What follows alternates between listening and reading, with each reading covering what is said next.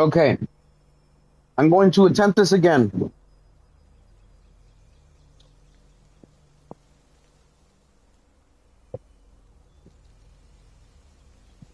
I didn't have the sound on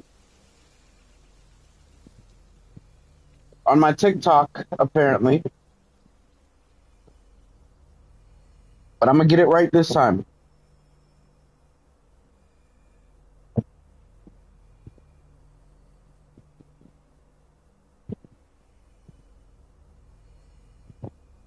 I'm going to get it right this time. Okay, so please be patient with me. I'm streaming off of my PlayStation and my phone. Twitch and YouTube is the PlayStation. TikTok is on my phone. So please be patient. And this stream is going to be The Darkest Night versus Superboy Prime. It's a debate that I'm having with a friend of mine. This is my response to him. If he wants to respond in kind, he can. But I'll be posting mine on video. Okay.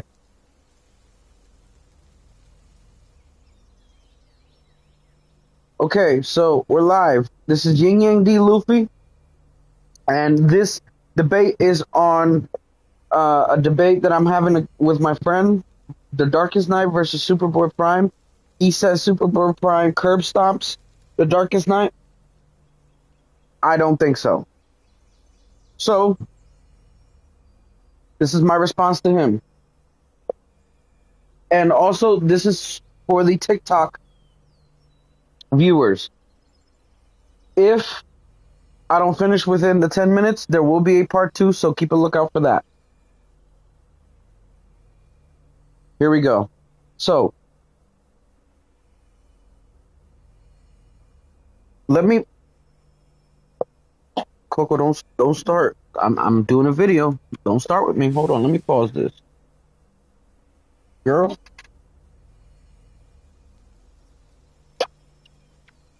I'm doing a video. If you're getting rowdy because you want some of this pizza, you know you're not gonna get some. So you need to leave me alone. I'm doing a video. Okay.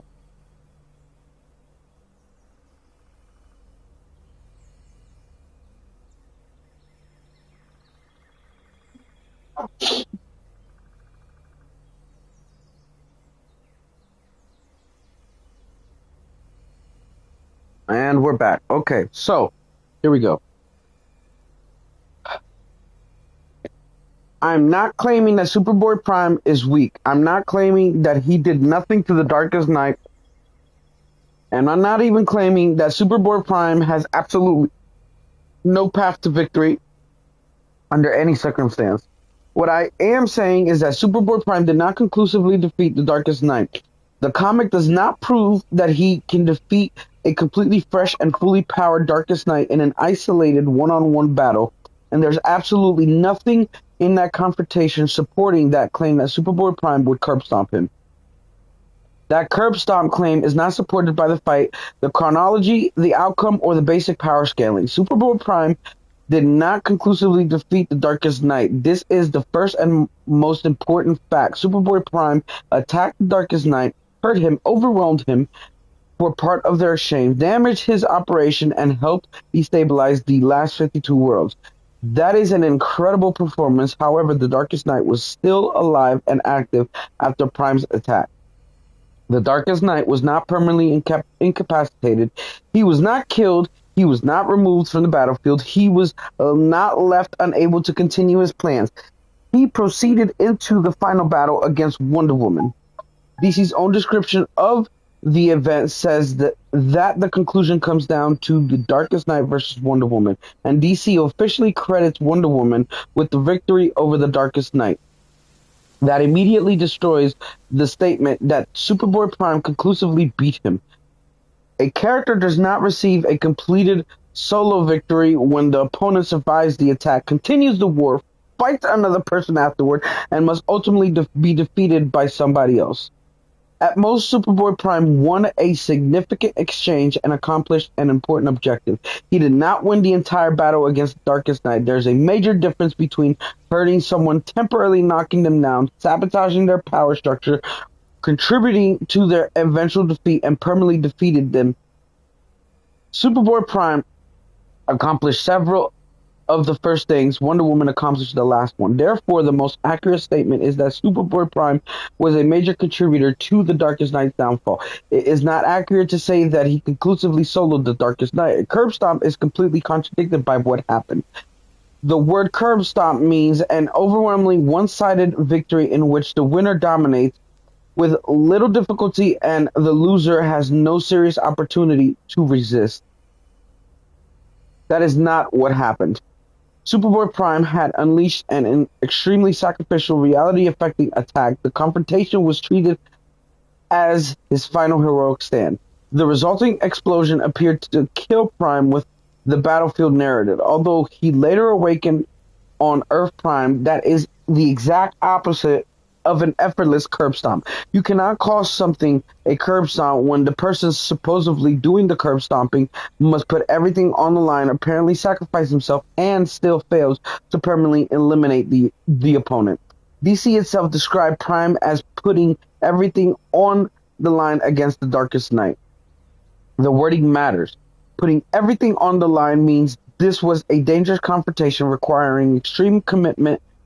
It does not mean Prime casually walked through the Darkest Knight. The Darkest Knight's survival after Prime's greatest attack alone prevents the scene from being classified as a curb stomp. If Prime had truly curb stomped him, Wonder Woman would not have needed to fight him afterward. The fight proves that Prime can hurt him, not that Prime automatically beats him. The legitimate conclusion from the fight is that Superboy Prime possesses enough raw power and reality-affecting force to damage the Darkest Knight and interfere with his multiversal creations. That is an excellent feat. It is not an automatic victory condition. Comic power scaling must distinguish between attack effectiveness and complete superiority. A character can possess a specific type of attack that is particularly effective against another character without being more powerful in every category. Superboy Prime's punches are not ordinary Kryptonian punches. His history establishes that he can strike reality itself, alter continuity, break dimensional barriers, and affect structures connected to the multiverse. That makes him uniquely dangerous to someone whose plans involve created realities, crisis energy, and manipulated continuity. However, possessing an attack that damages a particular opponent does not automatically establish superior overall power, durability, energy manipulation, cosmic control, reality manipulation, intelligence, versatility, or endurance. Prime proved that he was dangerous to the Darkest Knight. He did not prove that he was categorically above him. The encounter was not a controlled, fresh one-on-one matchup. The death metal confrontation did not begin with a completely fresh Darkest Knight standing alone in a neutral arena against a completely fresh Superboy Prime. It occurred in the middle of a multiversal war. Before and during the Endgame, the Darkest Knight was involved in multiple massive operations. He was fighting Perpetua. He was maintaining and controlling his last 52 worlds. He was directing armies and dark creations. He was manipulating crisis energy. He was attempting to remake the multiverse.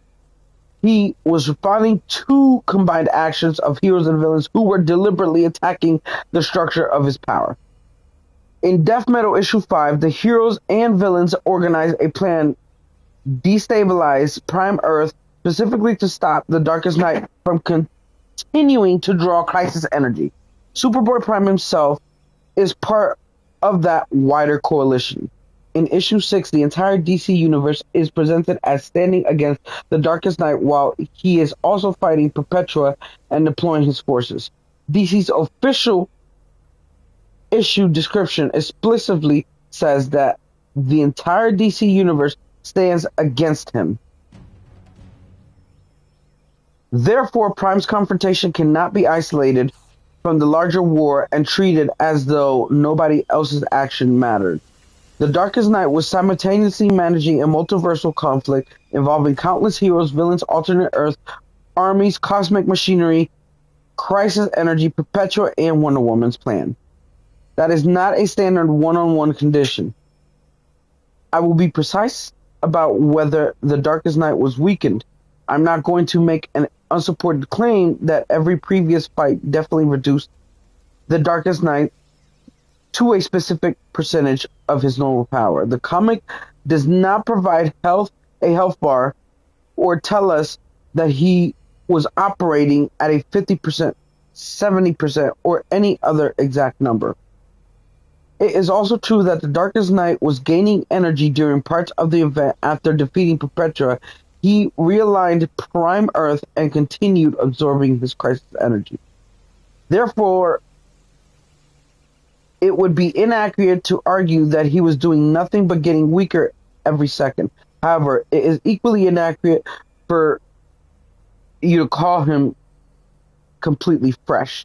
He had fought Perpetua, one of the most powerful cosmic beings in the event. He was spending power, maintaining world and armies. He was controlling an enormous multiversal structure.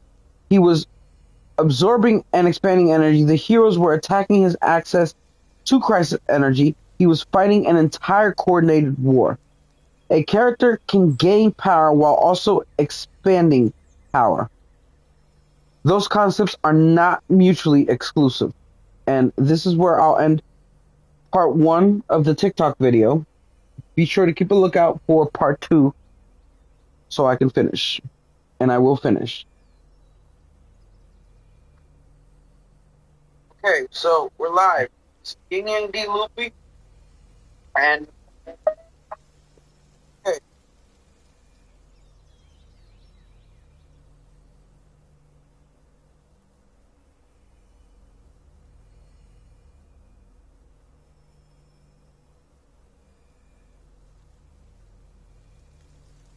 Why do all of us only have 2 pair of drawers?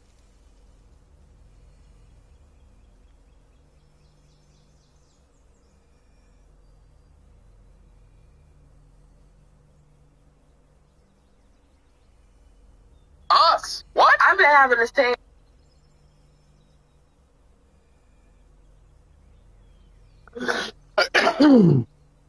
Okay, I just did part 1 on TikTok. I'm about to do part 2, so be patient with me, my fellow YouTubers, my fellow Twitch members. Again, please subscribe, please comment, post your thoughts. The more support I get, the more I can make this my main income, the more I can do for you guys. I have lots of plans, but I can only do it if I dedicate more time to y'all. So keep supporting, donate, comment, subscribe, and let's get to it. Part 2.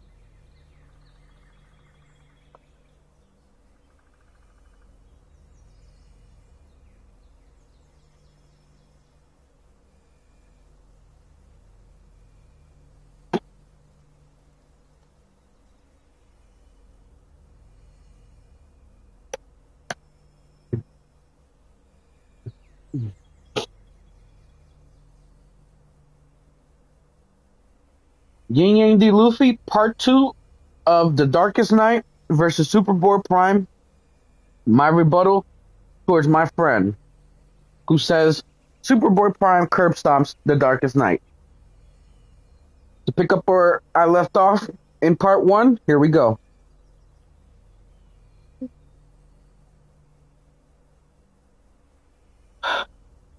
A person can receive additional fuel while simultaneously operating several enormous machinery, fighting another cosmic being, controlling armies, and responding to an attack on the fuel source. That does not create a clean, fully rested matchup.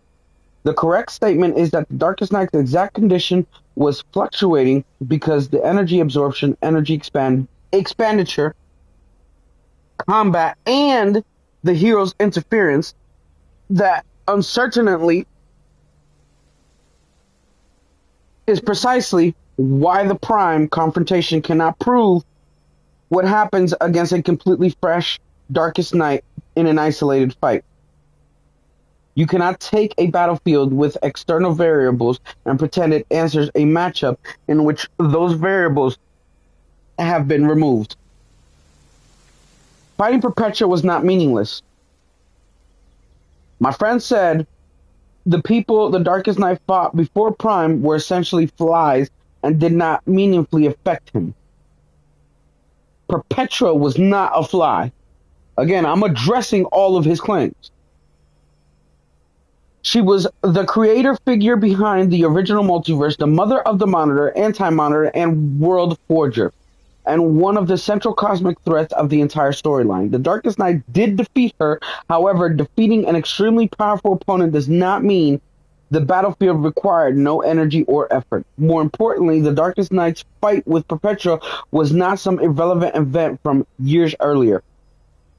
It was part of the same immediate endgame. The comic presents the Darkest Knight and Perpetua continuing their fight before he traps her in fragments of the Source Wall and kills her. After that, he continues absorbing Crisis energy and deploys his forces while the wider final battle continues. Therefore, Prime was not meeting a version of the Darkest Knight who had done absolutely nothing beforehand. Whether the Darkest Knight became stronger overall after taking control of more Crisis energy is a separate question from whether he was fresh. He was not fresh. A powered-up character can still be actively engaged, dividing attention, using energy, and carrying the consequences of an ongoing cosmic war. The other heroes were not irrelevant merely because they could not individually overpower him. The hero's strategy was not simply for everyone to stand in a circle and punch the Darkest Knight's body. They attacked different components of his plan. They fought his armies. They fought the last 52 worlds. They attempted to destabilize Prime Earth. They attempted to cut him off from additional Crisis energy. They unlocked memories and anti-Crisis energy. They created the conditions necessary for Wonder Woman to oppose him.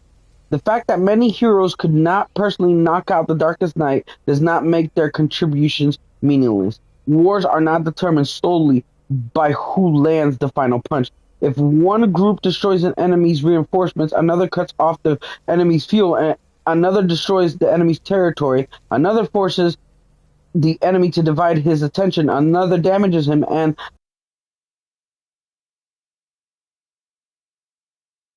the final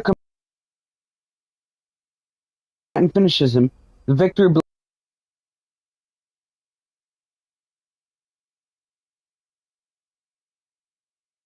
does not